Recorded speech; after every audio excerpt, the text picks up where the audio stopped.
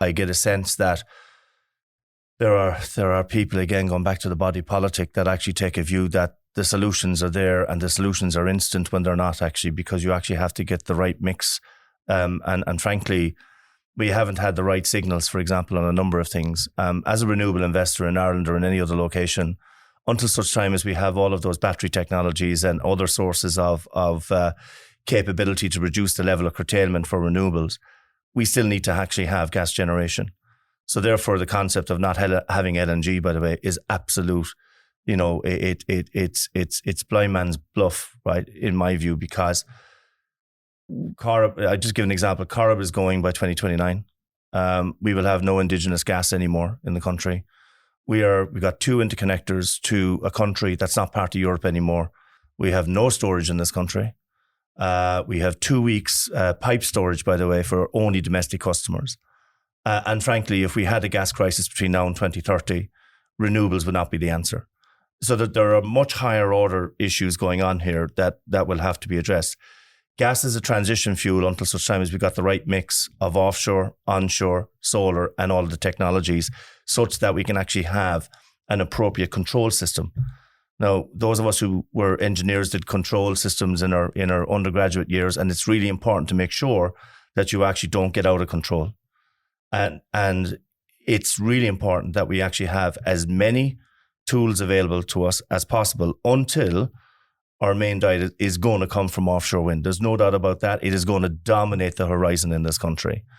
But there is a transition, and you can't skip steps, because if you skip steps and make short-sighted decisions with respect to energy security, it will ruin the economy, and then we will have bigger issues to deal with.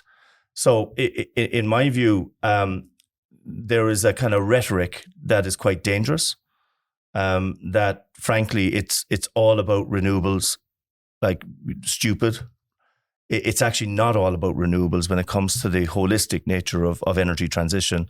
Like we're building an energy storage battery. It's one of the largest in Europe. We're building one in the southwest of France. It's 100 megawatts, building it with NIDEC. And, in a country, by the way, that does not have the same curtailment statistics that Eddie mentioned, right? It doesn't have that level of penetration of renewables that we do, right? Very small in comparison. And it has nuclear. It's got big inertia, machines basically on its grid. But the government is supporting these particular processes. Going back to what Eddie said earlier, the policy is actually saying we're going to have to start this market now in expectation of having higher penetration of renewables in the future. It's exactly the same decision in France that says, if you're a farmer and you want a free barn, talk to a solar company, because we'll give you enough money in the tariff to allow the roof of that barn, a fabulous barn, 100 metres by 30 metres. You would not see any barn like this in Ireland, with 100 kilowatts on top, and the 100 kilowatts pays for the barn, for the farmer. And we're an agricultural nation, and we actually don't have that simple policy. I just think that it does come back to the enablement in the market. And frankly, whilst Eddie and I are risk takers in what we do, I'm not too sure that we have too many of them in Ireland that understand where we're ultimately going to go and the risks that we're taking by making some short-sighted decisions or some short-sighted policy statements, and where we have to get to in terms of a step-by-step, like salami slicing your way to a full net zero. So that transition is going to have to be carefully managed, but I'm not too sure that we have too many people with what I would call a holistic view of the energy market, making decisions on our behalf as citizens. The Bible said, without a vision, the people perish. And that's where I come in, and I base a lot of my stuff on thinking on this, that you have to, whatever happens, and John's right about gas in the short term, I mean, there's no doubt about that, but there's enough guys out there solving that particular problem. So I don't see myself as having any role to play at all in that. I see, how are we going to do this? And you need a big grid, you need a lot of storage, and you need demand-side management. This is very important.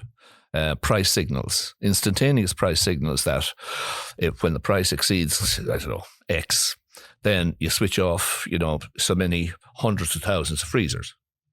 people who've already pre-agreed with you that you can do that. And then if you continue to have a shortage, and you alluded to, a shortage of wind power in any particular area, well, then you just have to keep on going with that. And you can quench a lot of load without actually reducing the service levels for customers. But again, back to this issue, this short-term issue of lack of profitability in our, and by the way, I agree with what John's doing is great in terms of the solar. Every roof in Europe, by legislation, should be made out of solar panels. I can't see why they don't do this. Just no matter where you're building, whether it's a factory or it's a house, just make and I've seen this in Germany. It's not something that's pie in the sky. There are at least 3 companies supplying these tiles, and they seal your house and they keep the rain out, but they also make electricity. So you have a roof that's a little power station, and you could have that all over. And that would make, it's not going to cure your big industrial load, and it's not going to cure, the commercial load, but it is going to deal largely with household load.